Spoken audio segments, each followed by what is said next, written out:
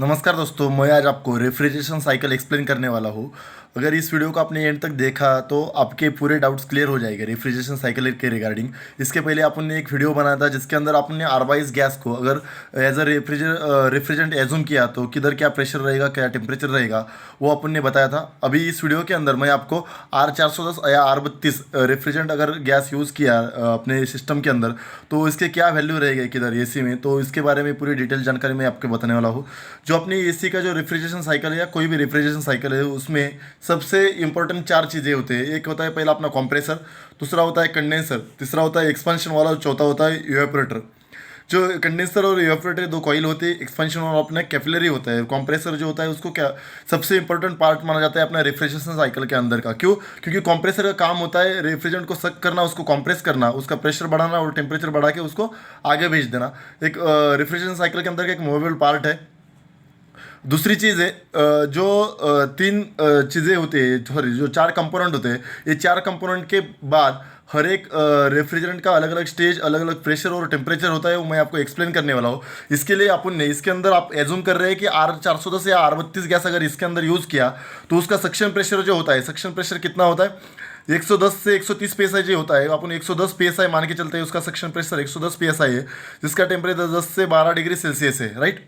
ये रेफ्रिजरेंट अगर अपने कंप्रेसर के अंदर आया, कंप्रेसर उसको कंप्रेस कर देगा, जो वेपर फॉर्मेट में होता है, low temperature low pressure vapour format वाला रेफ्रिजरेंट कंप्रेसर के अंदर आएगा, कंप्रेसर उसको कंप्रेस करेगा, उसका प्रेशर तकरीबन 4 गुना बढ़ा देगा, मतलब 440 से 480 psi तक इसका प्रेशर हो जाएगा। उसका जो वेपर फॉर्मेट में था वो रेफ्रिजरेंट वैसे ही वेपर रहेगा, राइट, लेकिन उसका टेम्परेचर बढ़ जाएगा कंप्रेस करने की वजह से। तो उसका जो प्रेशर था वो अपना तकरीबन बन गया 440 से 480 psi, राइट। ये बन गया अपना इसका प्रेशर। अभी इसका टेम्परेचर की बात करेंगे, जो 10 से 12 डिग्री सेल्सियस इसका टेम्परेचर था वो हो गया 90 से 100 डिग्री सेल्सियस इसका टेम्परेचर बन गया। और जो वेपर फॉर्मेट में था वो रेफ्रिजरेंट वैसे के वैसे वेपर फॉर्मेट में आगे पास हो गया, खाली उसका टेम्परेचर और प्रेशर बढ़ गया कंप्रेसर ने, राइट। ये कंप्रेसर के बाद ये अपने चला जाएगा कंडेंसर के अंदर। कंडेंसर के अंदर क्या होता है, आउटडोर में जो कंडेंसर होता है उसके बाजू में एक फैन लगा हुआ होता है, राइट। ये ऐसा फैन लगा हुआ होता है।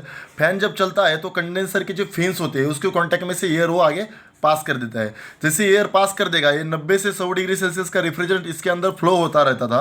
वो इन्वायरमेंट की एयर का टेम्परेचर 30 डिग्री सेल्सियस था। वो 30 डिग्री सेल्सियस की एयर 30 या 35 32 25 जो भी इन्वायरमेंट टेम्परेचर का एयर का टेम्परेचर है, उस एयर को अगर इसके कॉन्टैक्ट में से पास किया तो क्या हो जाएगा, ऑफकोर्स जो रेफ्रिजरेंट का टेम्परेचर 100 डिग्री सेल्सियस था उसके कॉन्टैक्ट में से अगर 30 डिग्री सेल्सियस की एयर पास कर दी तो उसका टेम्परेचर तकरीबन हो जाएगा 35 टू 40 डिग्री सेल्सियस टेम्परेचर का रेफ्रिजरेंट को वो आउट कर देगा। और जिसका प्रेशर था वो प्रेशर कांस्टेंट रहेगा। प्रेशर अपन इधर मान के चलेंगे तो थोड़ा बहुत 5-10 psi प्रेशर कम हो सकता है, 440 से लेके 480 psi प्रेशर इधर भी अपना कांस्टेंट उसने आगे पास कर दिया, राइट। लेकिन इधर इसका टेम्परेचर डाउन हो गया। टेम्परेचर डाउन होने की वजह से जो मेरा रेफ्रिजरेंट वेपर फॉर्मेट में था वो लिक्विड में कन्वर्ट हो जाएगा, राइट। जो वेपर फॉर्मेट वाला रेफ्रिजरेंट लिक्विड में कन्वर्ट होगा कब, जब अपने कंडेंसर ने पास किया तब। कंडेंसर से जब रेफ्रिजरेंट पास हो जाएगा तो उसका टेम्परेचर जब डाउन हो जाएगा 90 डिग्री सेल्सियस 100 डिग्री सेल्सियस से 40 से 35 डिग्री सेल्सियस हो जाएगा, तब ये वेपर से लिक्विड में कन्वर्ट हो जाएगा और उसका प्रेशर 440 से 480 हो जाएगा। मतलब अगर इसका प्रेशर अगर 450 रहेगा तो 440 हो जाएगा, मतलब थोड़ा बहुत स्लाइटली कम हो जाएगा, क्योंकि टेम्परेचर डाउन हो गया तो टेम्परेचर और प्रेशर डायरेक्टली प्रोपोर्शनल बढ़ता है। उसके तहत अगर टेम्परेचर डाउन हो गया तो प्रेशर भी थोड़ा बहुत इधर ड्रॉप हो जाएगा। इसके बाद ये आता है अपने एक्सपेंशन वाल में। एक्सपेंशन वाल मतलब इधर कैपिलरी लगी हुई होती है अपने एसी के अंदर, राइट।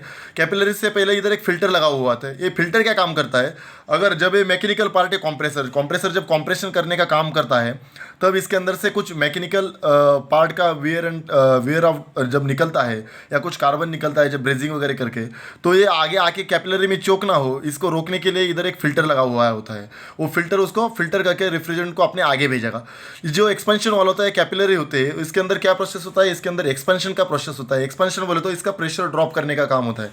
कैपिलरी का मुंह एकदम छोटा होता है और छोटा मुंह से ये डायरेक्टली स्लाइडली उसको बड़े एरिया में फेंक देता है रेफ्रिजरेंट को, मतलब ऐसा स्प्रेड आउट कर देता है। इसके वजह से इसका प्रेशर क्या हो जाता है, ड्रॉप हो जाता है। जिस रेफ्रिजरेंट का प्रेशर 440 से 480 psi था, जिसका टेम्परेचर 40 डिग्री सेल्सियस था, उस रेफ्रिजरेंट का वो सडनली प्रेशर ड्रॉप कर देगा। सडनली प्रेशर कितना कर देगा, 110 से 130 psi उसका प्रेशर बना देगा, राइट। 110 psi प्रेशर कब हो जाएगा, जब ये कैपिलरी से पास हो जाएगा, तब ये कैपिलरी से यहाँ पे जब आएगा रेफ्रिजरेंट अपना, तब इसका प्रेशर 110 psi के करीब हो जाएगा। क्यों? क्योंकि इसने एक्सपेंशन प्रोसेस का काम किया है। जब प्रेशर ड्रॉप हो जाएगा तो ऑफकोर्स उसका टेम्परेचर डाउन हो जाएगा, तो उसका टेम्परेचर तब उस टाइम पे होगा +5 डिग्री सेल्सियस, मतलब 5 डिग्री सेल्सियस उसका टेम्परेचर रहेगा, राइट। कोई कोई लोग आपको बताएंगे इधर -5 डिग्री सेल्सियस होगा, तो ऐसा कभी भी नहीं होगा। इधर +5 डिग्री सेल्सियस के करीब ही टेम्परेचर रहेगा, राइट। 4.5 हो सकता है, 5.5 हो सकता है, लेकिन नियर अबाउट 5 डिग्री सेल्सियस यहाँ पे रेफ्रिजरेंट का टेम्परेचर रहेगा। जो इधर लिक्विड था वो सैचुरेटेड लिक्विड में कन्वर्ट हो जाएगा, मतलब पार्शियल लिक्विड वेपर में वो कन्वर्ट हो जाएगा रेफ्रिजरेंट। वो जो लिक्विड रेफ्रिजरेंट था ये अपना आएगा इंडोर के इवेपोरेटर कॉइल में, राइट। जो इंडोर का इवेपोरेटर कॉइल है, इंडोर का इवेपोरेटर कॉइल के अंदर क्या होता है, दोबारा हीट एक्सचेंज का काम होता है।